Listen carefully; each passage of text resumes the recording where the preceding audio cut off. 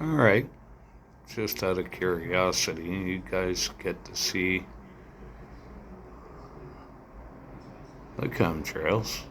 They should be gone. They should be leaving usually within 2 to 3 minutes, or even a minute after the plane leaves. But yet you see all this bullshit. X marks the spot. I think I've said that many a times. Look at that shit. And that's going down. They're trying to block the sun. And that's what they're doing in the States, big time.